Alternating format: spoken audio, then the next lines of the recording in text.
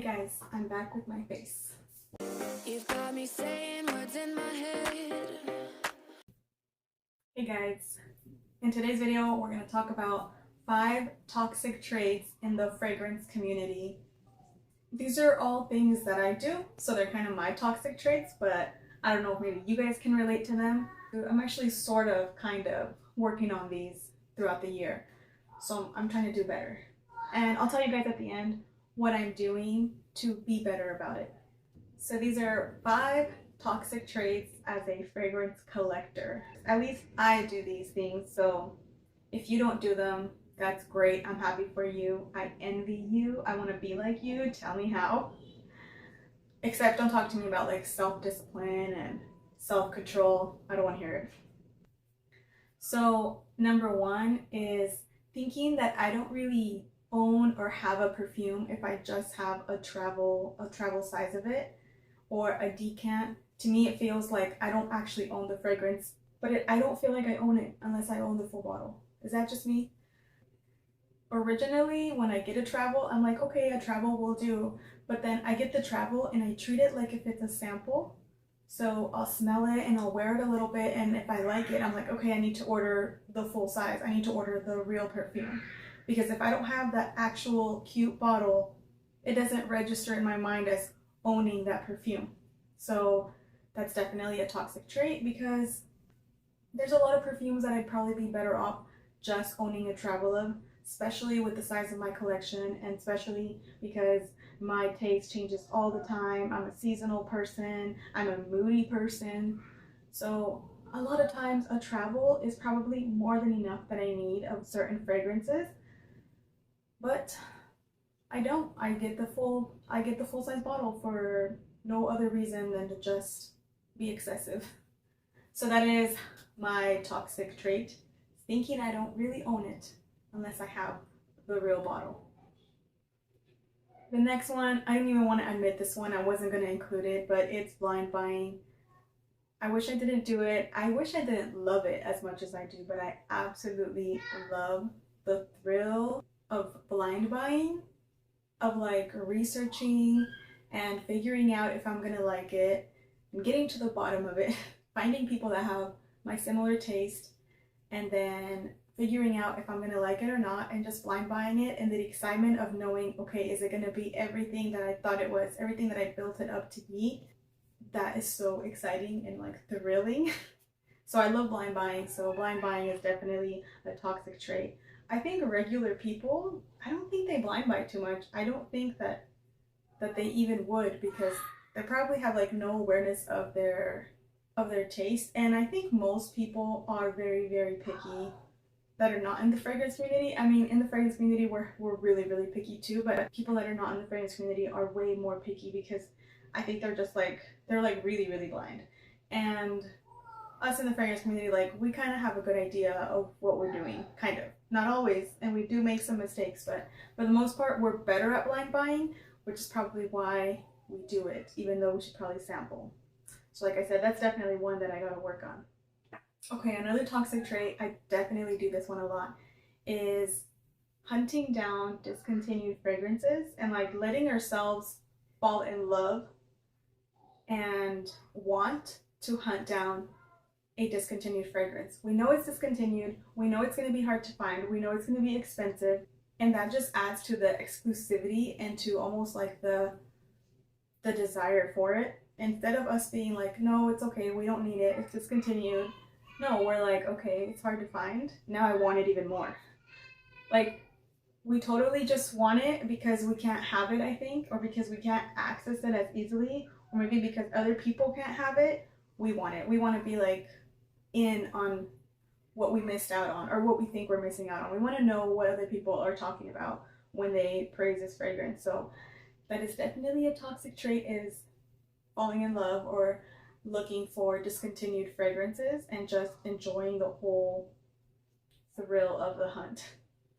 And speaking about thrill of the hunt, that is the third one as well, is just liking the thrill of hunting the next perfume instead of enjoying what we have. So we hear about a fragrance that sounds really, really good, it's being hyped up, And then we look into it and we're like, oh my gosh, this is exactly what I would love. And we go in and we do our research, and then we prepare to possibly blind buy this fragrance, and we just want to hunt it down. And I think that's the thrill, is finding a new potential love. So it's that thrill of the hunt that we enjoy.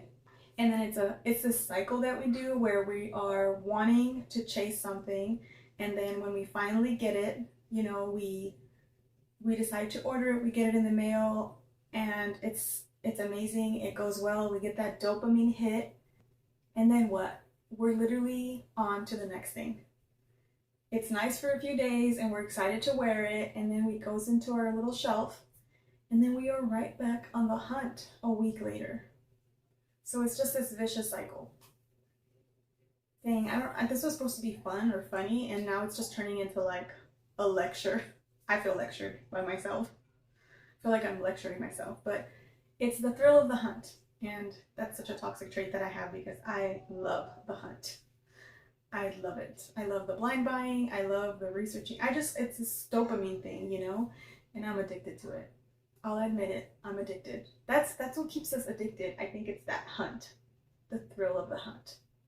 Anyways, so my other toxic trait is becoming obsessed with a note or a particular type of fragrances. So for example, I talked about falling in love with coffee fragrances or chocolate fragrances.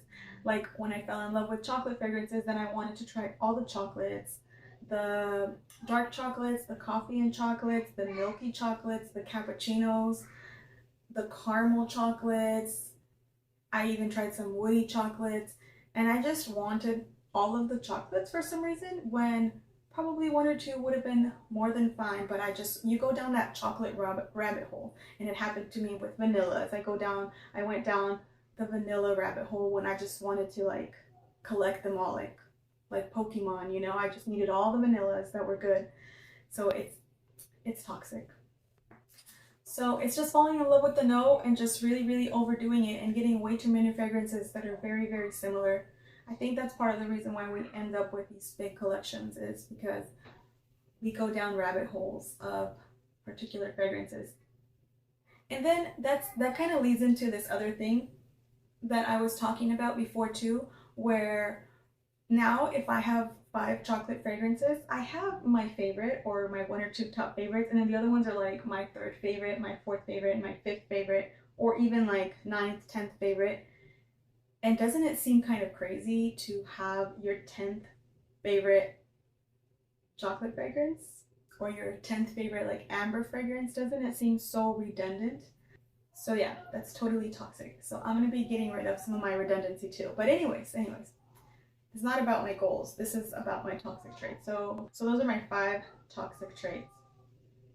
What are yours? Let me know. In the next few days, I'm gonna be starting this little series on my shorts, YouTube shorts, my shorts. In the next few days, I'm gonna be starting this series on my YouTube shorts of things we can do instead of buying perfumes, because I'm really trying not to buy so much.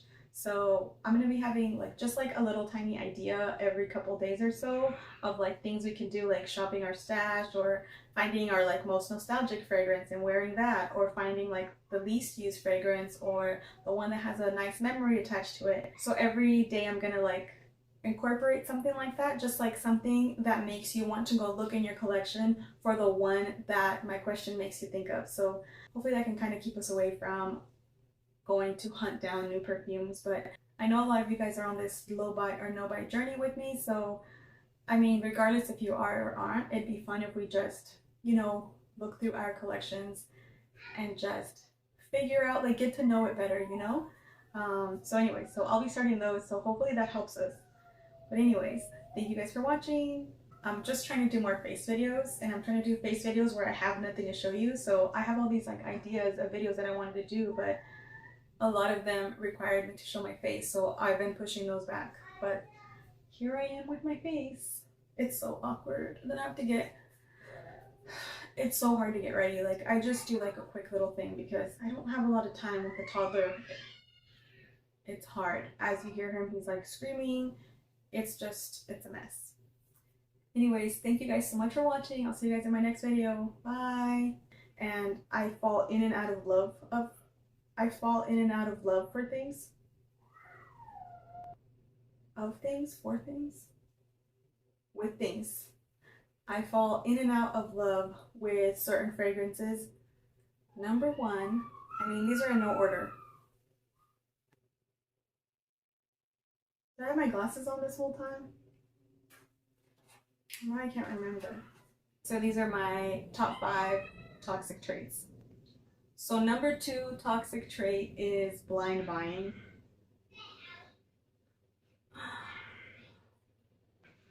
So obviously it's blind buying. I know you're supposed to sample.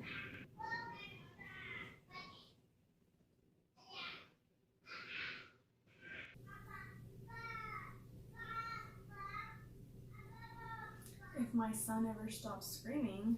It's the way that you look.